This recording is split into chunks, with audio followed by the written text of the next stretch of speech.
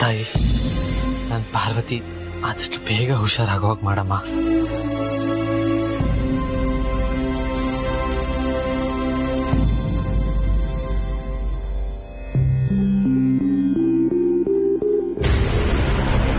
ಈಗ್ಲಾದ್ರೂ ನಾನು ಹೇಳಿರೋದನ್ನ ಸತ್ಯ ಅಂತ ಒಪ್ಕೊಂಡು ನನ್ ಮೇಲಿರೋ ಆರೋಪದಿಂದ ನನಗೆ ಮುಕ್ತಿ ಕೊಡಿ ಅಕ್ಕ, ಪ್ಲೀಸ್. ಅಕ್ಕ ಈಗ್ಲೂ ಬೇಕಾದ್ರೆ ಅಲ್ಲಿ ನೋಡಿ ಅಕ್ಕ, ಆದಿತ್ಯ ಪಾರ್ವತಿಗೋಸ್ಕರ ಏನೋ ತಗೊಂಡು ಹೋಗ್ತಿದ್ದಾನೆ, ಅಲ್ಲಿ ನೋಡಿ ಅಕ್ಕ. ಅಕ್ಕ ನಾನು ಹೇಳ್ತಿರೋದೆಲ್ಲ ಸತ್ಯ ಸತ್ಯ ಸತ್ಯ. ಬೇಕಾದ್ರೆ ಆ ಪಾರ್ವತಿ ರೂಮ್ಗೆ ಹೋಗಿ ನೋಡೋಣ ಬನ್ನಿ. ಆದಿತ್ಯ ಪಾರ್ವತಿ ಎಷ್ಟು ಕ್ಲೋಸ್ ಆಗಿದ್ದಾರೆ ಅಂದ್ರೆ ಕೈ ಕೈ ಹಿಡ್ಕೊಂಡು ರೊಮ್ಯಾನ್ಸ್ ಮಾಡೋಷ್ಟು ಹತ್ರ ಆಗ್ಬಿಟ್ಟಿದಾರಕ್ಕ. ಹಾ, ಅವಳಿಗೆ ಹುಷಾರಿಲ್ಲ ಅನ್ನೋ ನೆಪ ಇಟ್ಕೊಂಡು ಆವಾಗ ಆದಿತ್ಯ ಅವಳಿಗೆ ಏನಾದ್ರು ತಿನ್ಸೋಕೆ ಕೂಡ್ಸೋಕೆ ಹೋಗ್ತಾನೆ ಇರ್ತಾನಕ್ಕ. ನೀನು ಮೊದ್ಲು ನನಗೊಂದು ಕ್ಲಾರಿಟಿ ಕೊಡು. ಏನ್ ಬೇಕಾದ್ರೂ ಕೇಳಿ ಅಕ್ಕ.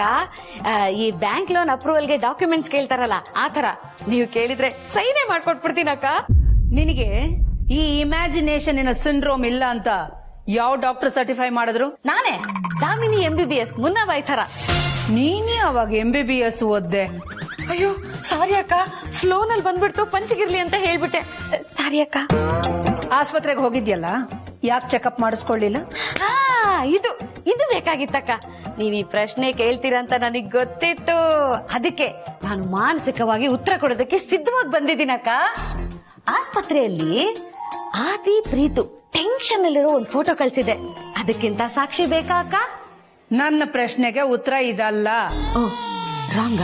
ಹಾಗಾದ್ರೆ ಸರಿಯಾದ ಉತ್ತರ ಈಗ ಗೊತ್ತಾಯ್ತಕ್ಕ. ನಾನು ಯಾವ ಡಾಕ್ಟರ್ನು ಮೀಟೇ ಮಾಡ್ಲಿಲ್ಲ, ಯಾಕಂದ್ರೆ ನನಗೆ ಕಾಯಿಲೆ ಇಲ್ಲ ಅಂತ ಪ್ರೂವ್ ಆಯ್ತಲ್ಲಕ್ಕ. ಓಹ್, ನಿನಗ್ ನೀನೇ ಸರ್ಟಿಫಿಕೇಟ್ ಕೊಟ್ಕೊಂಡ್ಬಿಟ್ಟಿಯಾ? ಅಲ್ಲಿ ಡಾಕ್ಟರ್ನ ಕನ್ಸಲ್ಟ್ ಮಾಡಿದ್ದಿದ್ರೆ ನಿನಗೆ ಗೊತ್ತಾಗಿರೋದು. ಏನಂತ? ನಿನಗೆ ಕಾಯಿಲೆ ಇದೆ ಅಂತ. ನಾನು ಇಷ್ಟು ಹೇಳಿದ್ರು ನನ್ ಮೇಲೆ ನಿಮಗ್ ನಂಬಿಕೆನೆ ಬರ್ಲಿಲ್ವಾ ಅಕ್ಕ? ಇಲ್ಲ. ಹಾಗಾದ್ರೆ ನನ್ ಮಾತಿನ ಮೇಲೆ ನಿಮಗ್ ನಂಬಿಕೆ ಬರ್ಬೇಕು ಅಂದ್ರೆ ನಾನು ಏನ್ ಮಾಡ್ಲಿ ಅಕ್ಕ? ನನ್ ಎದೆ ಸೀಳಿ ಅದ್ರಲ್ಲಿ ಸತ್ಯ ಇದೆ ಅಂತ ತೋರಿಸ್ಲಾ, ಅಥವಾ ನನ್ನ ರಕ್ತನ ಚೆಲ್ಲಿ ಅದ್ರಲ್ಲಿ ಸತ್ಯನ ಬರ್ದು ತೋರಿಸ್ಲಾ? ಹೇಳಿ ಅಕ್ಕ, ನಾನು ಏನ್ ಮಾಡ್ಲಿ ಹೇಳಿ ಅಕ್ಕ, ನೀವು ನಂಬೋದಕ್ಕೆ. ಮೊದ್ಲು ಒಬ್ಬ ಒಳ್ಳೆ ಸೈಕಿಯಾಟ್ರಿಸ್ಟ್ ಹತ್ರ ಟ್ರೀಟ್ಮೆಂಟ್ ತಗೋ. ಯಾಕೆ? ನಿನಗಿರೋ ಕಾಯಿಲೆನ ಗುಣ ಮಾಡೋದಕ್ಕೆ.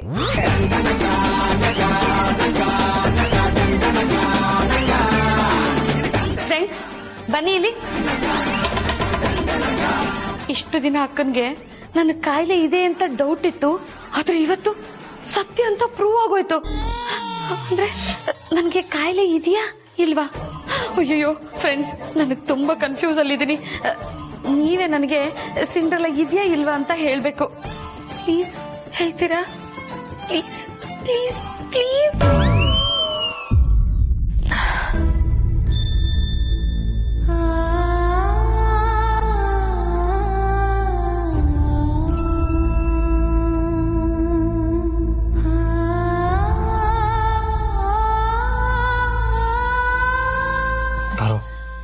ಇನ್ನೊಂದ್ ಸ್ವಲ್ಪ ಹೊತ್ತು ಮಲ್ಕೊಂಬಾರ್ದಾ? ಯಾಕೆ ಇಷ್ಟು ಬೇಕಿದೆ? ಪರವಾಗಿಲ್ಲ.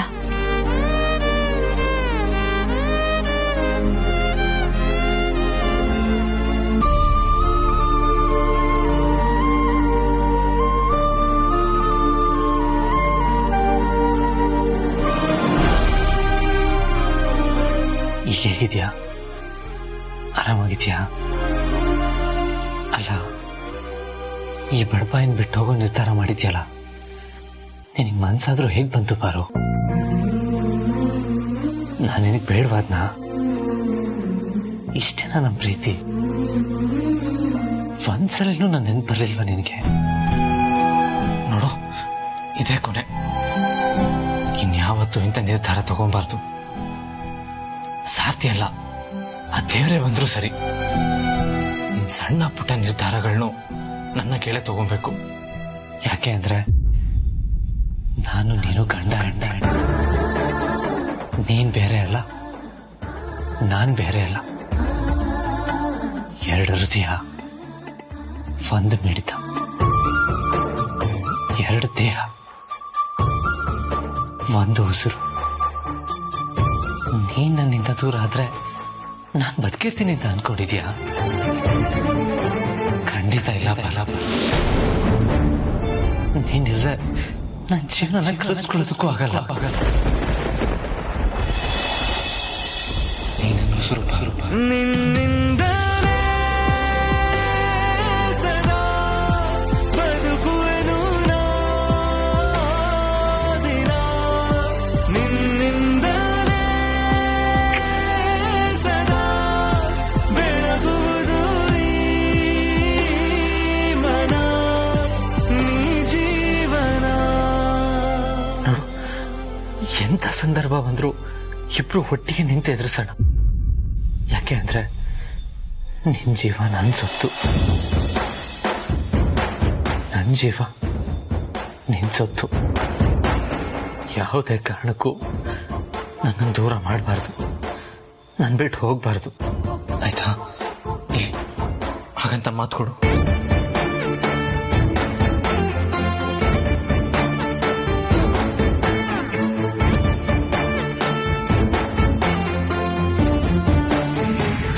ಇದ್ರು ನೀನು ನಮ್ಮ ಅರಸನ ಕೋಟೆಗೆ ಕೀರ್ತಿ ತರುವಂತವಳಮ್ಮ. ನಮ್ಮನೆ ಮಗಳು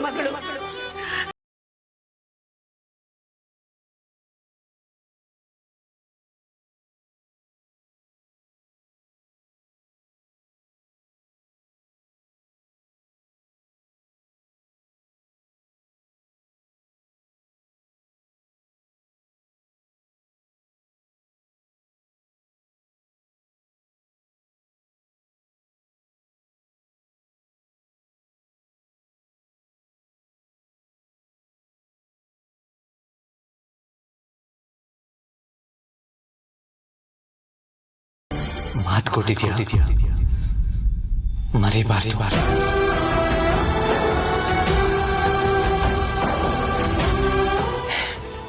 ನಿನಗೆ ಅಂತ ದೇವ್ರ ಪ್ರಸಾದ ತಂದಿದ್ದೀನಿ, ತಗೋ. ನನ್ನ ಹೆಂಡತಿಗೆ ನಾನೇ ತಿನ್ನಿಸ್ತೀನಿ. ಪರವಾಗಿಲ್ಲ ಯಜಮಾನ್ರೆ, ನಾನೇ ತಿಂತೀನಿ. ಯಾಕೆ ನಾನು ತಿನ್ನಿಸ್ಬಾರ್ದಾ? ನಾನು ನಿನಗೆ ತಾಳಿ ಕಟ್ಟಿರೋ ಗಂಡ, ಮರಿಬೇಡ. ಎಲ್ಲಿ ನಾನು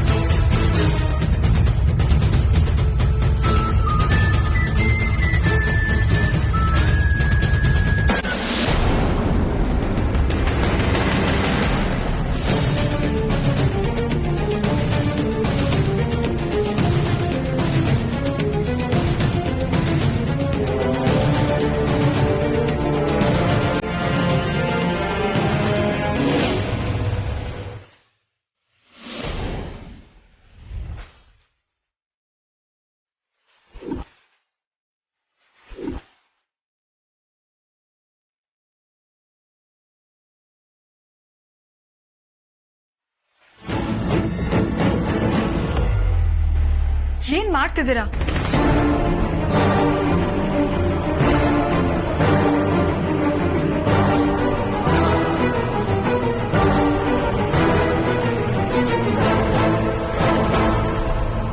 ತಪ್ಪು ತಿಳ್ಕೊಬೇಡಿ, ನನಗ್ ಕೂರೋದಕ್ಕೂ ಆಗ್ತಾ ಇರ್ಲಿಲ್ಲ, ಪ್ರಸಾದದ ಬಟ್ಲು ಹಿಡ್ಕೊಳ್ಳೋದಕ್ಕೆ ಆಗ್ತಿರ್ಲಿಲ್ಲ. ಅದಕ್ಕೆ ಕೊಡಿ ಕೊಡಿ.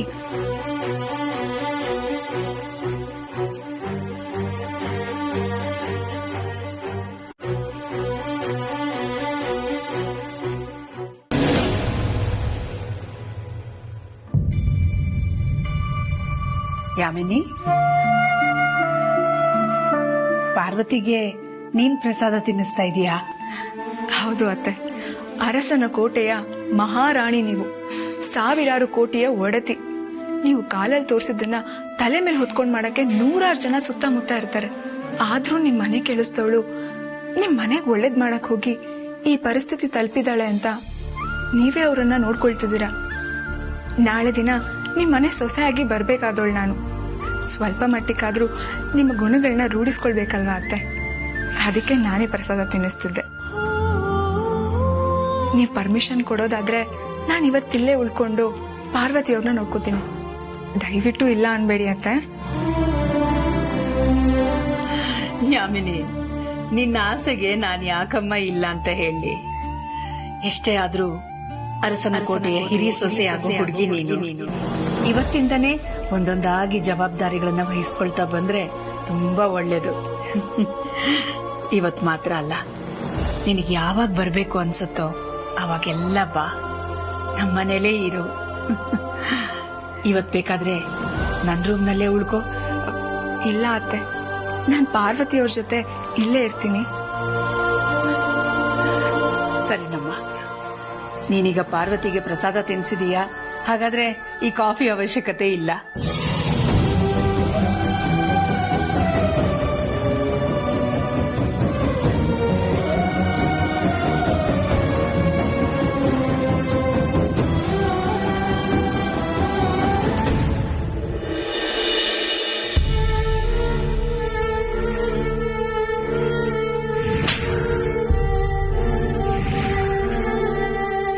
ಮಗಳಿಗೆ ವಿಷ ಕೊಡುವಂತ ನೀಚ್ ಕೆಲಸ ಮಾಡುವಂತ ಮಟ್ಟಕ್ಕೆ ಇಳಿದಿದೆಯಲ್ಲ, ನನ್ನಿಂದ ನಂಬಕ್ಕೆ ಆಗ್ತಿಲ್ಲ. ನನ್ನ ಮನಸಾಕ್ಷಿ ಪ್ರಕಾರ ಹೇಳೋದಾದ್ರೆ ಹೆತ್ತ ಮಗಳನ್ನ ಕೊಲ್ಲೋದೇ ಪರಿಹಾರ ಅಲ್ಲ.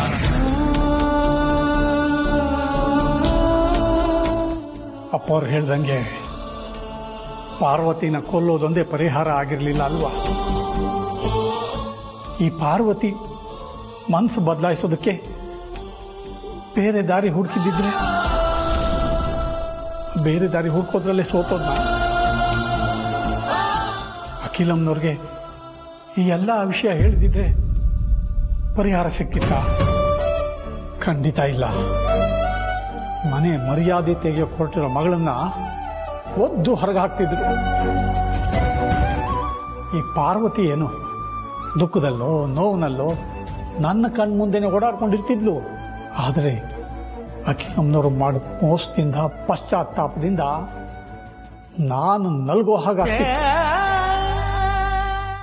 ಅಷ್ಟು ಒಳ್ಳೆಯವಳಾಗಿದ್ದವಳಿಗೆ ಈ ತರ ಬುದ್ಧಿ ಯಾಕೆ ಬಂತು?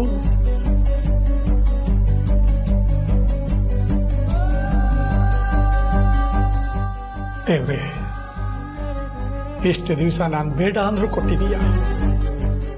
ಇವತ್ತು ನಾನು ಭಯ ಭಕ್ತಿಯಿಂದ ಬೇಡ್ಕೊತಿದ್ದೀನಿ. ನಮ್ಮ ಪಾರ್ವತಿ ಮೊದ್ಲಿನ ತರ ಸರಿ ಹೋಗೋ ಹಾಗೆ ಮಾಡು ಸ್ವಾಮಿ. ಅವಳ ಮನಸ್ಸು ಬದಲಾಯಿಸಿ ದೊಡ್ಡ ಯಜಮಾನದಿಂದ ದೂರ ಉಳಿಯೋ ಹಾಗೆ ಮಾಡುತ್ತಾಳೆ. ದೇವ್ರೆ, ಅಪ್ಪ ಏನೋ ಕೇಳ್ಕೊಂಡ್ರು ಅಂತ ಅವ್ರ ಆಸೆನ ನೆರವೇರಿಸ್ಬೇಡ ಅಪ್ಪ. ಅಕ್ಕ ಬಾವನ್ನ ದೂರ ಮಾಡಬೇಡ.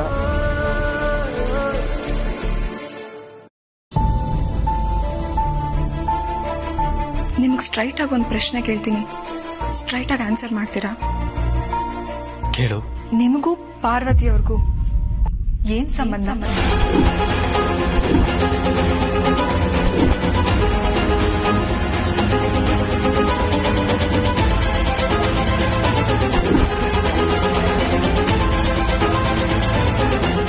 ಏನಪ್ಪ ಸಡನ್ ಆಗಿ ಹೀಗೆ ಕೇಳ್ತಿದ್ದಾಳೆ ಅಂತ ಆಶ್ಚರ್ಯ ಆಯ್ತಾ?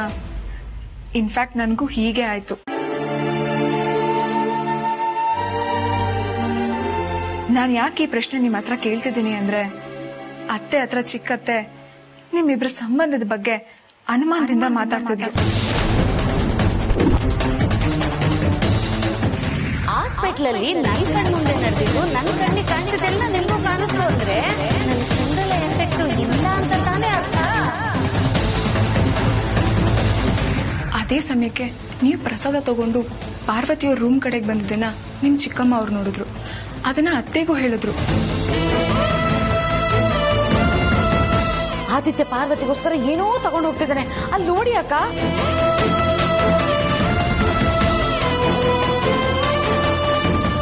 ಅವ್ರು ಹೇಳಿದ ಕೂಡಲೇ ನನಗೂ ಅನುಮಾನ ಬಂದು ನೀವ್ ಇಲ್ಲಿಗೆ ಬರೋದನ್ನ ನೋಡಿ ನಾನು ಇಲ್ಲಿಗೆ ಬಂದೆ.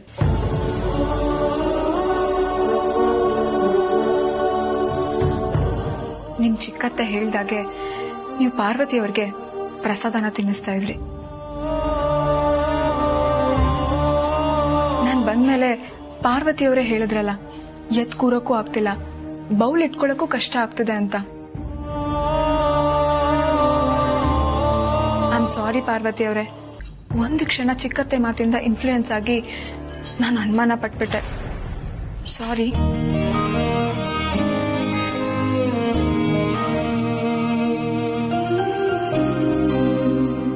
ಆಮೇಲೆ ಅತ್ತೆ ಇಲ್ಲಿಗೆ ಬರೋದನ್ನ ನೋಡಿದೆ.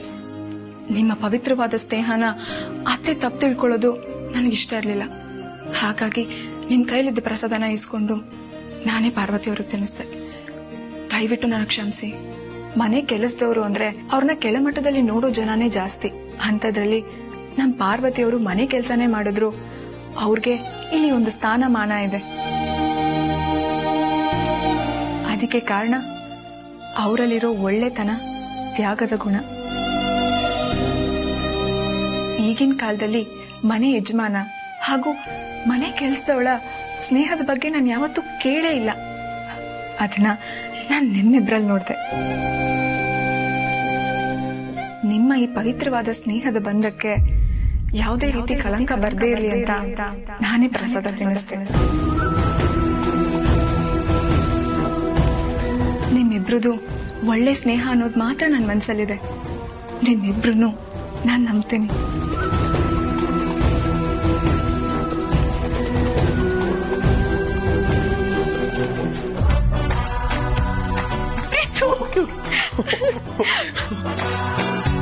ಯಾಮಿನಿ ಅವ್ರಿಗೆ ಡೌಟ್ ಬರೋ ತರ ಮಾಡೋದಕ್ಕೆ ದಾಮಿನಿ ಚಿಕ್ಕಮ್ಮನ ಯೂಸ್ ಮಾಡ್ಕೊಳ್ಳೋಣ ಅಂತ ನೀನ್ ಹೇಳ್ದೆ. ನಾನ್ ಕನ್ವಿನ್ಸ್ ಆಗ್ಲಿಲ್ಲ. ಆದ್ರೆ ಈಗ ದಾಮಿನಿ ಚಿಕ್ಕಮ್ಮ ಹೇಳಿದ್ ಒಂದೇ ಒಂದ್ ಮಾತಿಗೆ ಯಾಮಿನಿ ಅವ್ರಿಗೆ ಡೌಟ್ ಕ್ರಿಯೇಟ್ ಆಗಿದೆ. ಅಂದ್ರೆ ದಾಮಿನಿ ಚಿಕ್ಕಮ್ಮಗೆ ಮನ್ಸುಗಳನ್ನ ಒಡೆದಾಕೋ ಪವರ್ ಇದೆ. Thank you so much. ಎಂತ ಒಳ್ಳೆ ಐಡಿಯಾ ಕೊಟ್ಟೆ. ಸರಿ, ಇದೇ ಖುಷಿಗೆ ಇನ್ನೊಂದು ಗಿಫ್ಟ್ ಕೊಡ್ಲಾ? ಸರಿ, ಕಣ್ಮುಚ್ಚು. ನಾನು ಹೇಳಿದ್ದು ನನ್ ಕಣ್ಮುಚ್ಚಕಳ, ನಿನ್ ಕಣ್ಮುಚ್ಚು. ತಗಿ. ಇಲ್ಲಪ್ಪ, ನಾನ್ ಕಣ್ಮುಚ್ಚಲ್ಲ. ಯಾಕೆ? ಗಿಫ್ಟ್ ಬೇಡ? ಬೇಡ, ಇಸ್ಕೊಂಡ್ ಸಾಕಾಗಿದೆ. ಹಾಗಾದ್ರೆ ಗಿಫ್ಟ್ ಏನಂತ ಗೊತ್ತಾಗ್ಬಿಡ್ತಾ? ಮದ್ವೆಯಾಗಿ ಇಷ್ಟು ವರ್ಷ ಆದ್ರೂ ನಿನ್ನ ಅರ್ಥ ಮಾಡ್ಕೊಂಡಿಲ್ಲ ಅಂದ್ರೆ ವೇಸ್ಟ್ ಅಲ್ವಾ? ಸರಿ ಸರಿ ಸರಿ, ಅರ್ಥ ಮಾಡ್ಕೊಂಡಿದೆ ಅಂತ ಅನ್ಕೊಳ್ಳೋಣ. ಸರಿ, ಒಂದ್ಸಲ ಕಣ್ಮುಚ್ಚು. ನಾನು ಮುಚ್ಚಲ್ಲ. ಸರಿ ಬಿಡು, ನಾನು ಮುಚ್ತೀನಿ. ಓಕೆ ಓಕೆ, ಸರಿ. ಈಗ ದಾಮಿನಿ ಚಿಕ್ಕಮ್ಮನ ಇದಕ್ಕೆ ಹೇಗೆ ಯೂಸ್ ಮಾಡ್ಕೋಬೇಕು ಅಂತ ಯೋಚನೆ ಮಾಡೋಣ. ಬಾ.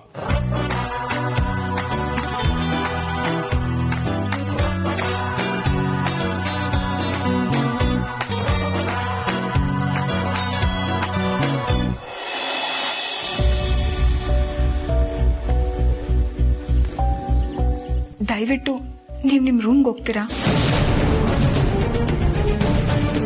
ನೀವಿಲ್ಲೇ ಇದ್ರೆ ನಿಮ್ಮನ್ನೇ ನೋಡ್ತಿರ್ಬೇಕು ಅನ್ಸುತ್ತೆ.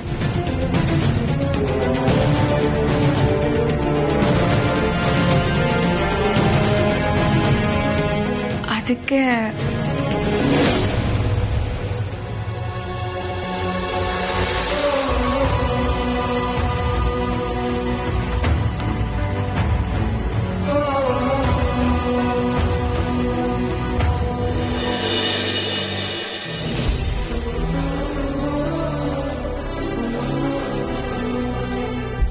ಅಪ್ಪ, ಯಾಮಿನಿ ನನ್ನ ಮೇಲೆ ತುಂಬಾ ಆಸೆ ಇಟ್ಕೊಂಡಿದ್ದಾಳಪ್ಪ. ಎಷ್ಟು ಮಟ್ಟಿಗೆ ಅಂದ್ರೆ ನಾನು ಪಾರ್ವತಿನ ಪ್ರೀತಿಸ್ತಾ ಇದ್ದೀನಿ ಅಂತ ಬಾಯಿ ಬಿಟ್ಟು ಹೇಳಿದ್ರು ನಂಬೋ ಪರಿಸ್ಥಿತಿಲಿ ಅವಳಿಲ್ಲ. ನಾನು ಪಾರ್ವತಿ ಬರೀ ಸ್ನೇಹಿತರು ಅಂತ ಅನ್ಕೊಂಡಿದ್ದಾಳೆ. ನಾವಿಬ್ರು ಗಂಡ ಹೆಂಡತಿ ಅನ್ನೋ ಕ್ಲೂ ಕೂಡ ಆ ಹುಡುಗಿಗಿಲ್ಲ.